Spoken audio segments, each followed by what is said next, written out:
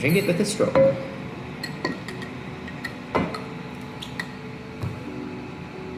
Hi, I'm Jun. I'm a food writer from the Jun and Tonic blog and also a Food 52 contributor. So, today we are going to make bubble tea. It's just called pearl milk tea or boba in many cases. And essentially it's a drink of tea with milk plus the addition of these little tapioca pearls that are sort of chewy and bouncy and just adds a lot of fun and texture to the drink. And it's actually a really popular drink amongst Asians, and it started off in Taiwan actually. But in the past few years it has boomed all across the world, and I'm sure if you're listening from the US, everywhere in the US now there are like streets lined with boba shops. There's this trend that started off in Taiwan as well, where instead of a bubble tea drink, it's actually just the pearls and sugar with the milk. They call it, I think, like 珍珠鲜奶, which means pearl with milk basically. So there's no tea in there anymore. And I really miss the original bubble tea drink with the tea in it. And although some shops do serve that still, I just wanted to make it at home and give it that modern like sugar pearl stripey effect. So the first thing that we're going to do is the milk tea base. And I think in a lot of boba shops, they actually brew the tea separately with the milk, but I was a bit lazy. So basically what I do is I will bring a pot of milk to the boil. This is about 6 cups of milk. And to that, I will just add the tea leaves and the sugar in there. I'm using loose tea leaves here. This is pu'er. And it's like okay quality pu'er. That's why I'm just going to use this in the tea because I'm going to steep it for quite long, so it loses a lot of the delicate flavors, which I guess some tea drinkers would, when they drink tea, they just steep it for like a minute, maybe 2, maybe even shorter, and they want to experience all the flavors of the tea, right? But for this drink, you want it to be quite a strong cup of tea. So I'm just going to add it straight in, and we're going to steep it for maybe like 15-20 minutes. So to this, I just add like 2 tablespoons of loose leaf tea. Alternatively, you can also do tea bags, and you use about 4 to 5 tea bags. I'm also going to add in some light brown sugar, just 3 tablespoons of that.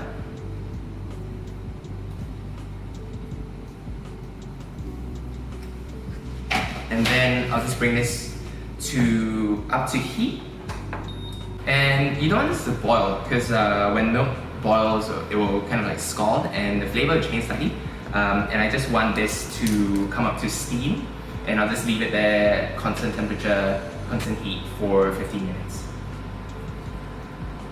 Okay, I think the milk is ready now. If you come over here and have a look, it's slightly brown, and you can see kind of like a layer of very thin foam forming around the edges.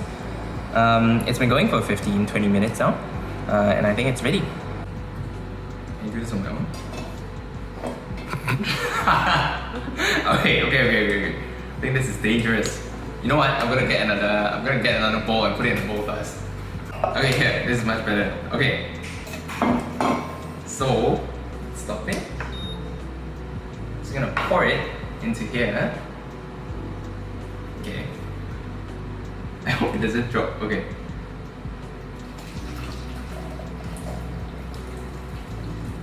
Okay, so I'm just gonna put this in the fridge to chill down until it's cold, because it's a cold drink after all. And I'm gonna come back in a bit. Now we're gonna make the tapioca dough. And what you need is water.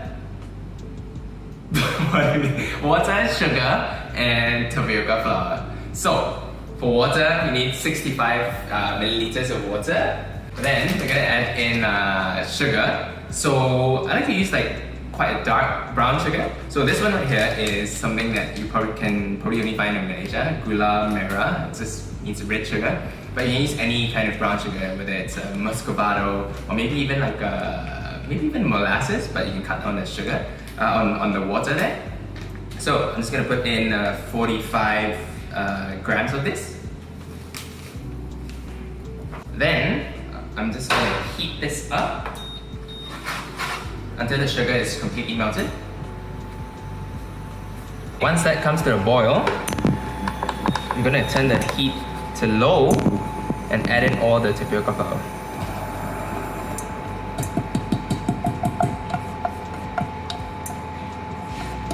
I'm just gonna stir that.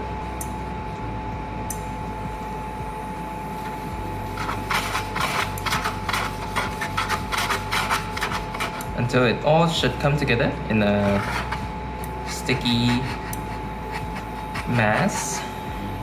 And then when it comes to sort of this texture, where it's like a really gloopy sort of texture, we're gonna turn off the heat and just let it cool down until it's just warm. So because we're gonna work with this with our hands. So once you have it, I'm gonna gather it into a ball. Oh, I should tilt it. And just put it on the work surface. Just scrape it a bit. Certain ways. So you're just gonna knead this until it becomes smooth.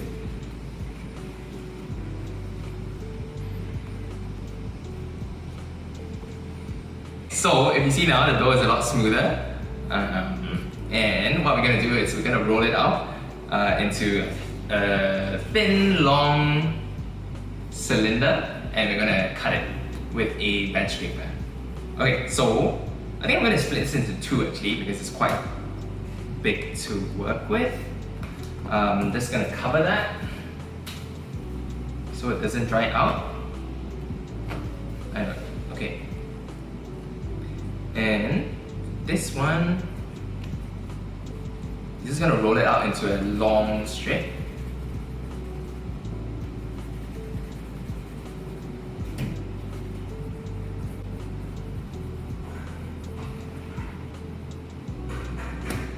Okay, it doesn't have to be really that even. You can always adjust it later. Okay, I'm gonna cut it in half actually. Oh, that's not half. Okay, then just gonna cut it into small chunks. And come closer and see. So about this size, about I'd say like a third of an inch maybe.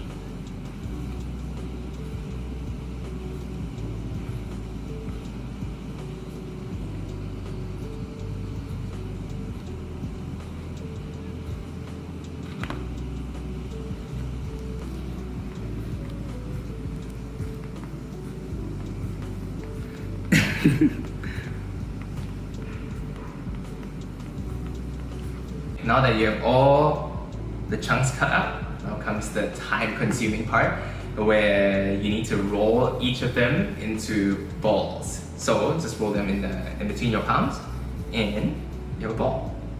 And that's one.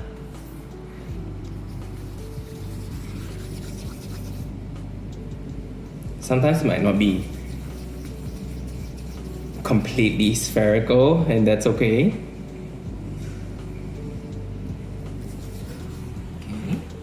So if you look here, okay. See, this is like a longish chunk. I'm just gonna roll that into a ball. It's kind of round. Okay. So you just keep doing that. And then once you have those, I'm just going to put it into some tapioca flour just to make sure they don't stick together. Just roll them around and just keep them there. And you can do the rest. No need to see me. Huh? No, you can see me. Yeah. Wow. Yeah. The mom is sweating like what? So because this is quite time consuming, so my mom just came by and now she's helping me roll out the dough. Now that the tapioca balls are fully rolled out, it took us what, 15 minutes? And we have about 100 pearls here. So you're just gonna sift it lightly to remove all the excess flour. And I'm gonna put this straight into a pot of boiling water. And it's really important for it to be on a rolling boil. And once you put it in, stir it quite vigorously in the beginning, otherwise the balls might stick together.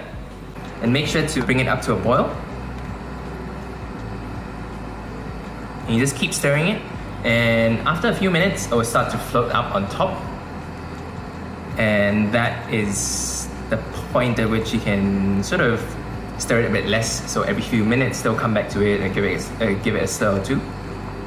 But in the beginning, it's especially important to stir it, otherwise it will stick together.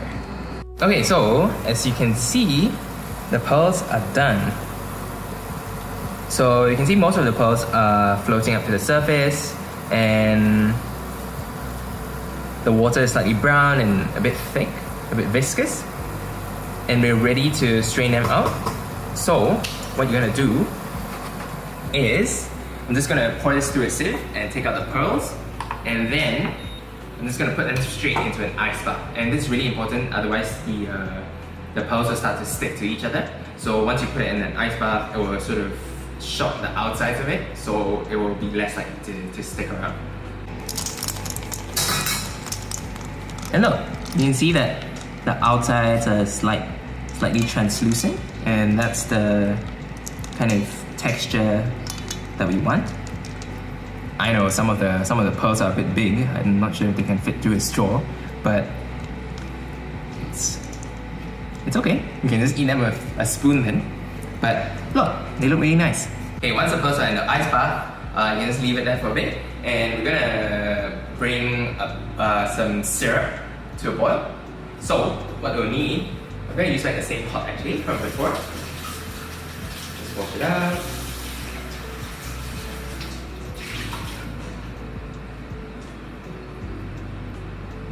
And to this, what I'll do is 1 cup of water, and to the water I'm gonna add more sugar. So half cup of sugar or 2.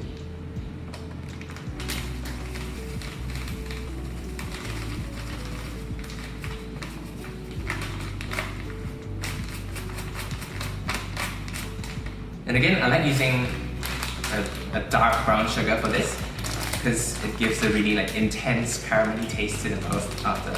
So once you have this, I'm just gonna bring it to a boil so the sugar melts.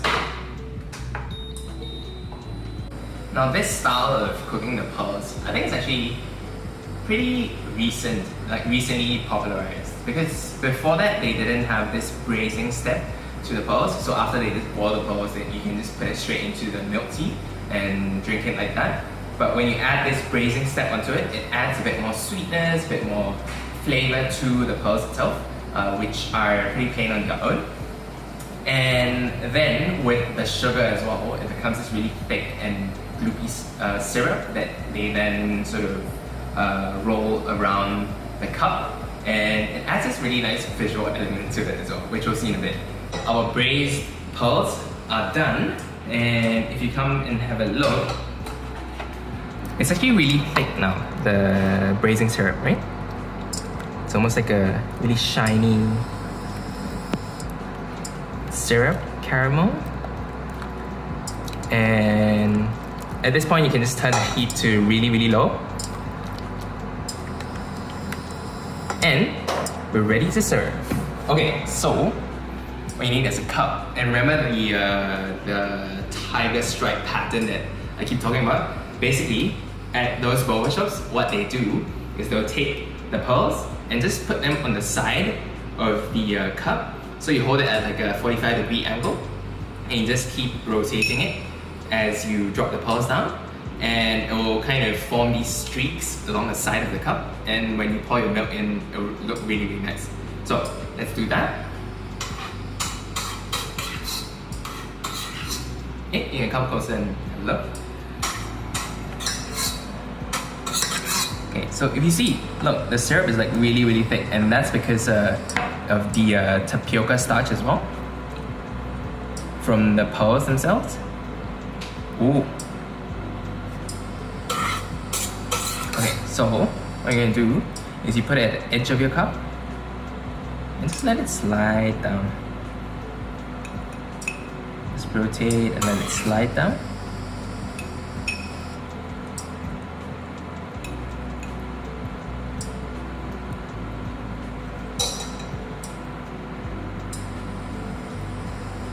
And like, look, it's like a cool pattern. Then, oh, let me clean up the sides. Then, I think I need more pearls. Okay, just gonna add some down the middle.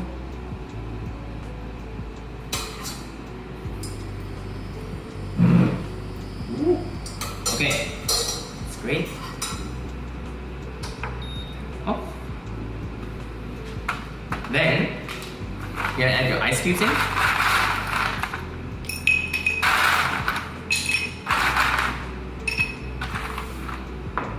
Then you pour in the milk.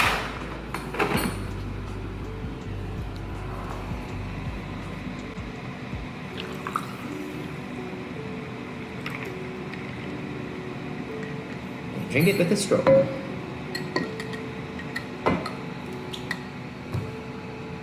That's it. Oh, it's quite nice, huh?